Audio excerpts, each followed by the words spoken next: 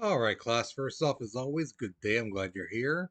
So, today we are going to be looking at the second half of the Battle of Lexington and Concord, and we're going to analyze the events leading to the American independence.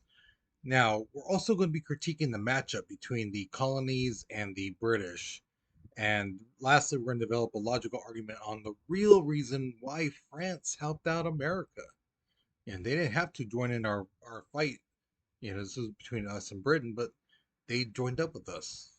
Okay, so let's go ahead and get started. All right, move that along. All right, so here's your warm up picture.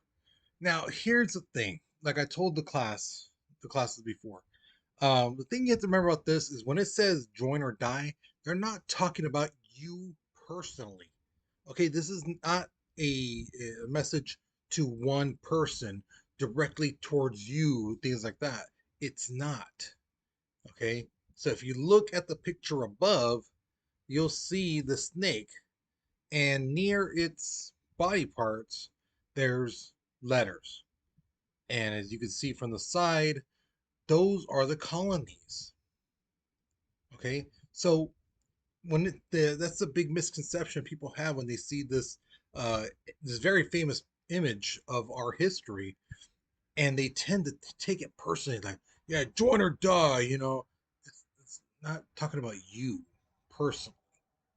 They're talking about the image of the snake and the colonies. So now knowing that, you can go ahead and answer the question, which is, what is this artist trying to say about the colonies and our fight for independence? Okay, because remember, the colonies are still part of Britain and they want to break off and become one nation. So now, what is this artist? Now look at this image. What is this artist trying to say about the colonies and our fight for independence? Okay, so think about it, you know, um, and write your response. Okay, because we're going to be moving on in three, two, one. Now, in the last lesson, we talked about how the 700 British soldiers were on one side of a bridge outside of Lexington, and there were 70 Minutemen also pointing guns at them.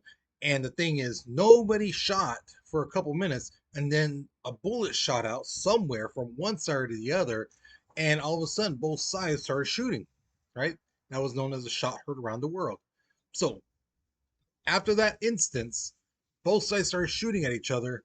The outcome of it was that the Minutemen lost 8 men who died, and 10 more were wounded. Okay. So, if you remember from the last lesson, the British have their objective, which was to go to the city of Concord, and at this particular barn, there was supposedly ammunition, guns, gunpowder, uh, that was there for the militia, and that's where the uh, the British military is supposed to go and confiscate it if it was there. Okay, so they get to Concord, they go inside, and the supplies are no longer there. They've been moved. So the soldiers are like, okay, well, we completed our objective. So as they're leaving, 400 militiamen start shooting at them. And the thing is, these guys were already set up. They were hiding behind walls and barns and things like that, behind trees, taking cover. Because remember, the British soldiers are used to the what was called like a gentleman's way of fighting. Out in the open, you shoot, I shoot, type of thing. We're in the middle of a field, type of thing. Whereas the militia were just regular citizen soldiers. These guys were not trained. They had no, training in how to fight battles like that. So they fought the way anyone would have fought, which is like hiding behind, you know, behind cover, because again, they don't want to die. So they, uh, they did that. They hid behind things and started shooting and stuff. So the militia was shooting and things like that. The British Army basically said, you know what, we've done our job, let's go. So they took off. Well, this is where things get kind of, flipped. The British leave, right? and the militia see it as we won, we scared them away. But in reality, again, the British were like, why fight when we did our job? Let's go back and tell the governor, hey, there's no weapons. They moved them, things like that. But once the British soldiers left, the militia saw that as a victory. So they're happy, they're cheering and things like that. And soon, a bunch of militiamen actually come to Boston to join up. And they see this as a victory, as a win.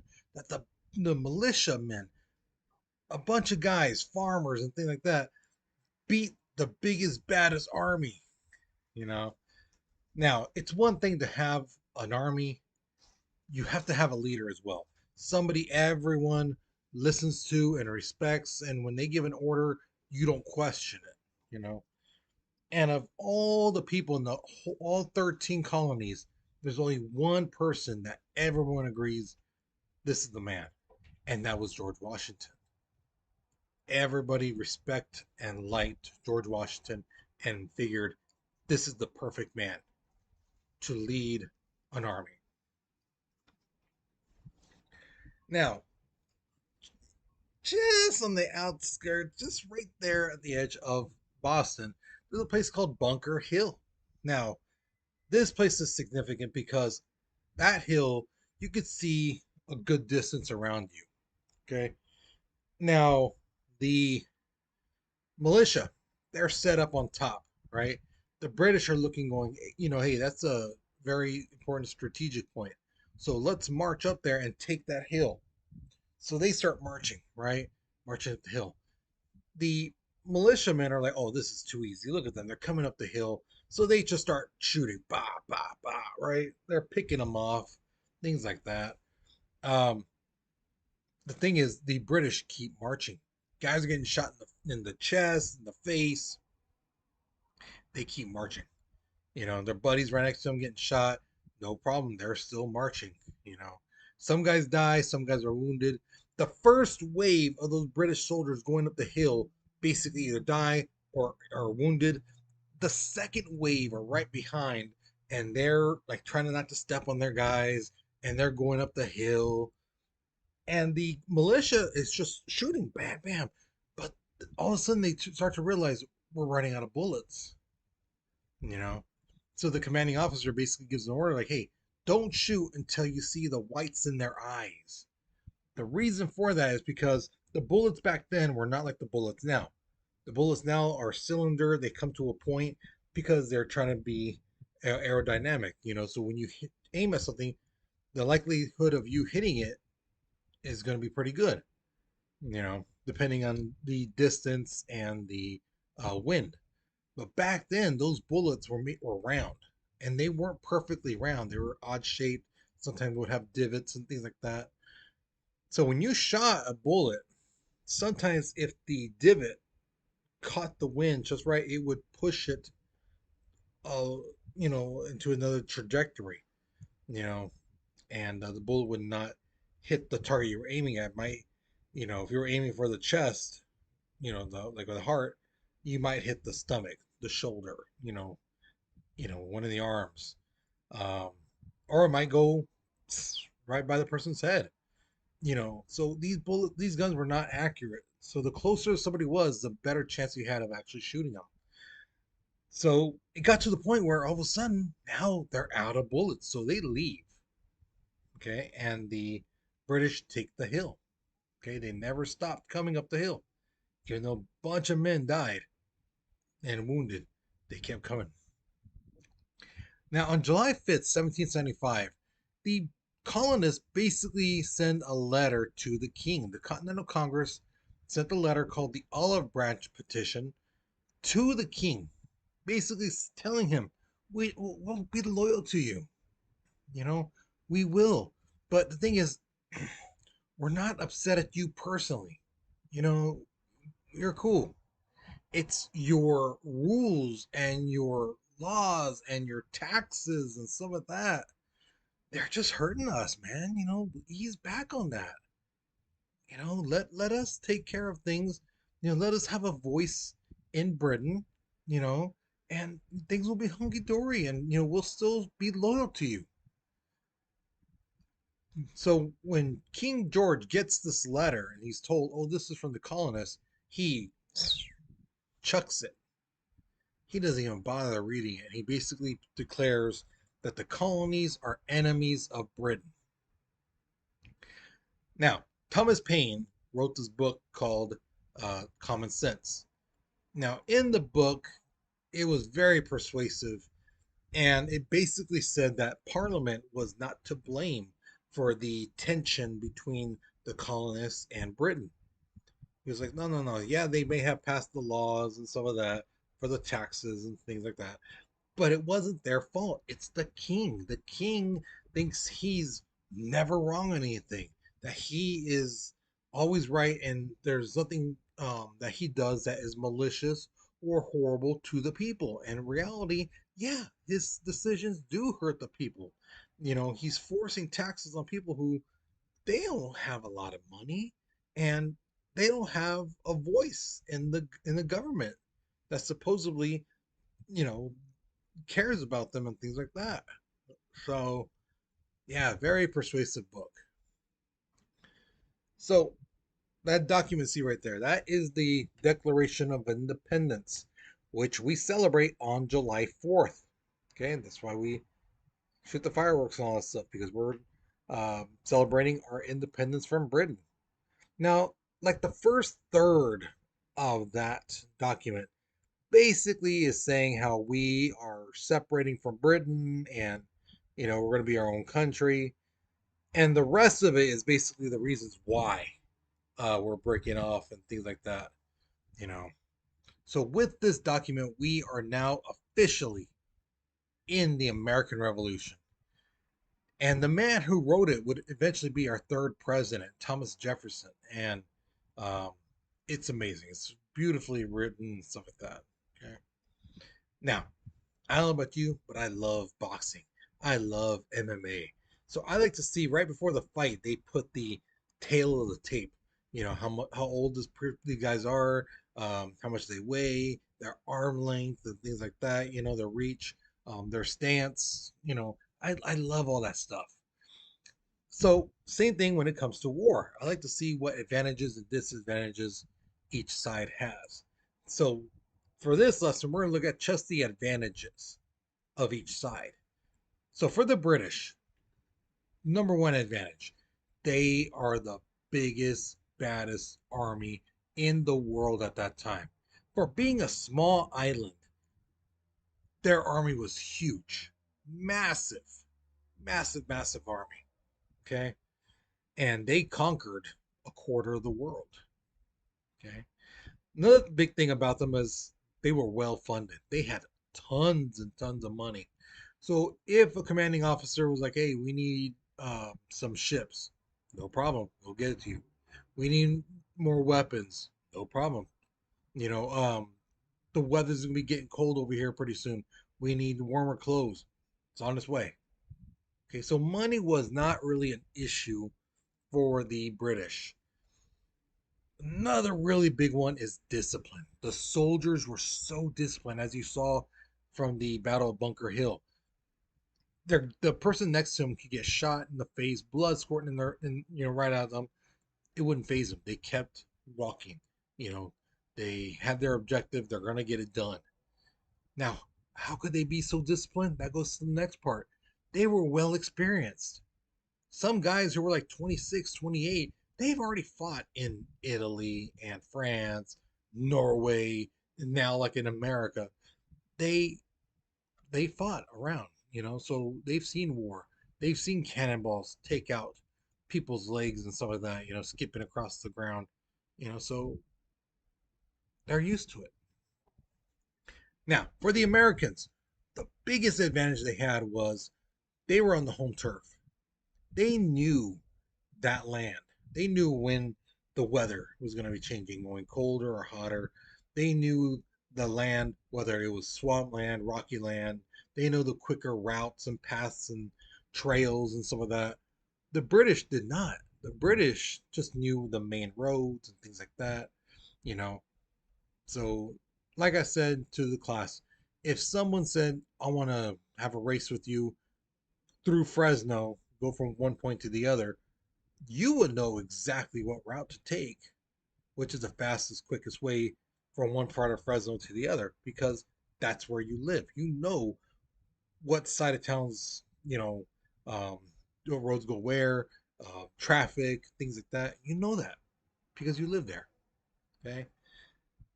Another really, really big advantage was that they had help from local militia. Yes, we had an army, regular soldiers, and these British soldiers could be going through a town.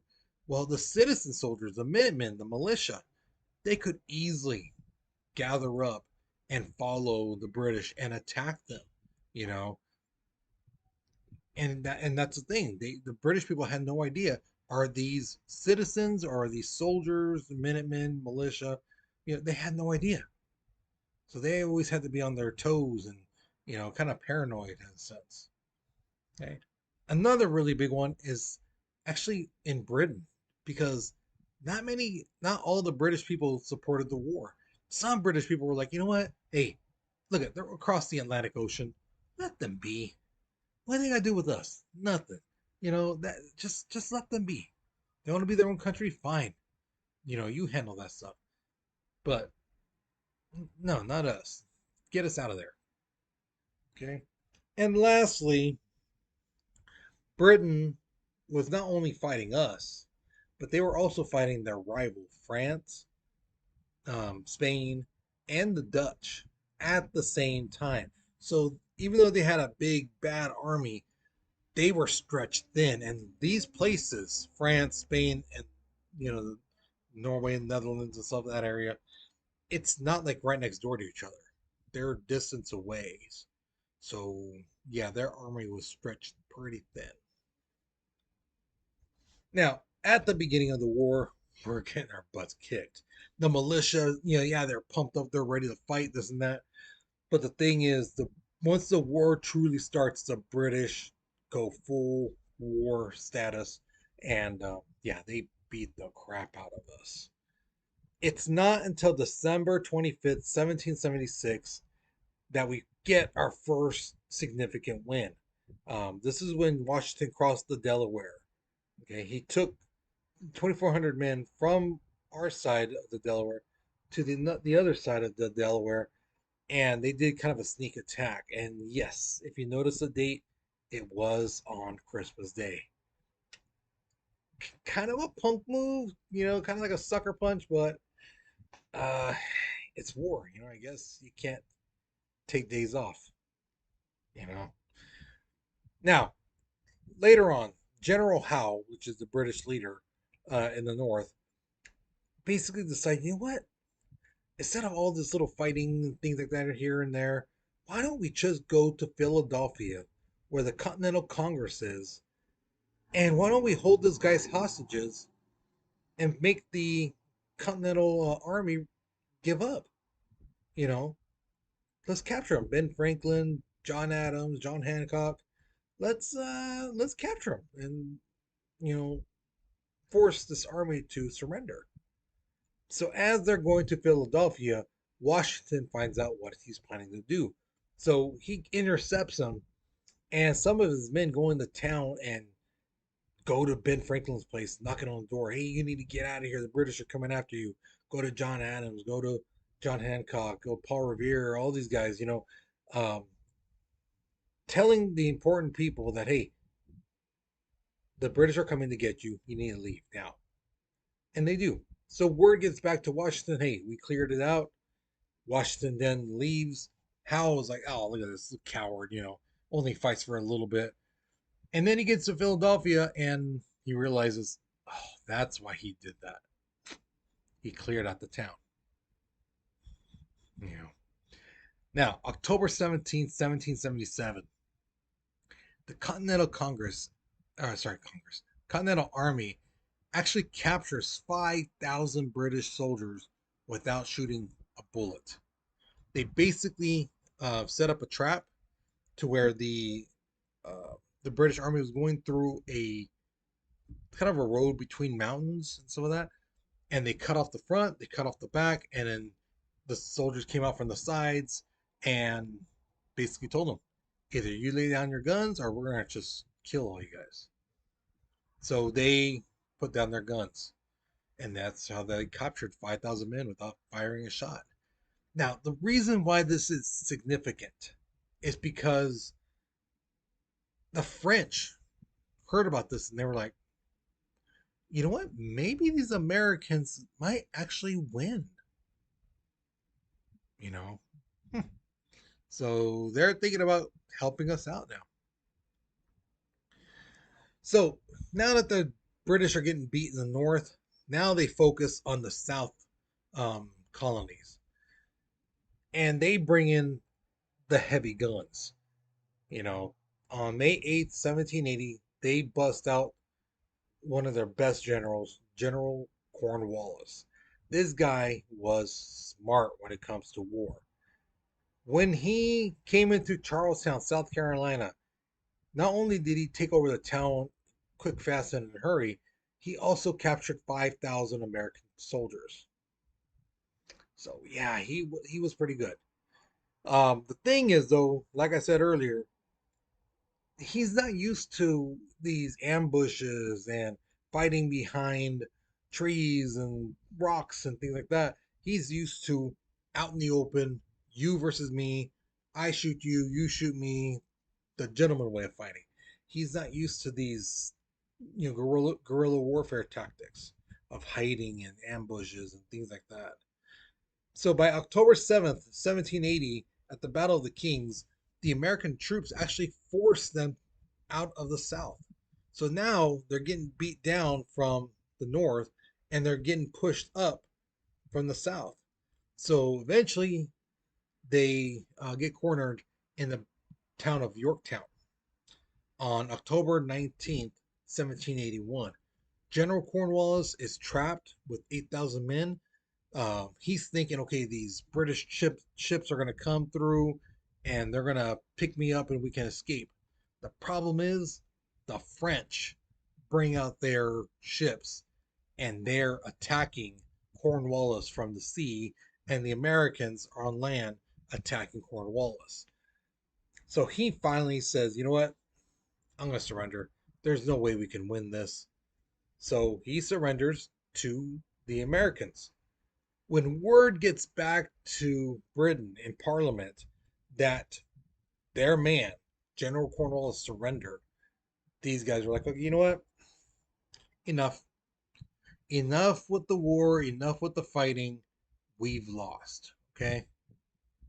So peace talks begins on April 1782 and it ends in September 3rd, 1783. Yes, you heard that right. Basically a year and a half it took to negotiate, the treaty between the United States and Britain and France. Cuz remember, France joined us. So they get a piece of this too. And if you remember from the last lesson with the French and Indian, the British and the French hate each other. They've hated each other for years, centuries. And now the French have a chance to just drive their thumb into the British face and like, you know. So while they're negotiating with us about which land is ours and the borders and things like that, um, they're also making deals with the French. Now they have to pay us for stuff, we paid in the war and stuff like that. But with the French really are trying to get as much as they can, punish the British as much as they can, and the British are trying to negotiate like what's fair and things like that, and the French are like, no, no, no, no, this is fair, and so that's why it took like a year and a half. Also, one of the things that they came to agreement was Britain had to give Florida back to Spain because they won that during the French and Indian War. Okay. So now that we have our country, we're free. Great. Now what? How do you start a country? What's the first thing you do? Who do you put in charge? These are the things now. The Americans are like, so okay, now what? What do we do? Okay. And you're going to find out exactly what they do next week. Okay. So hopefully you learned something new. Hopefully you enjoyed this lesson. With that being said, guys, you take care, be safe, and I'll see you guys later. Okay.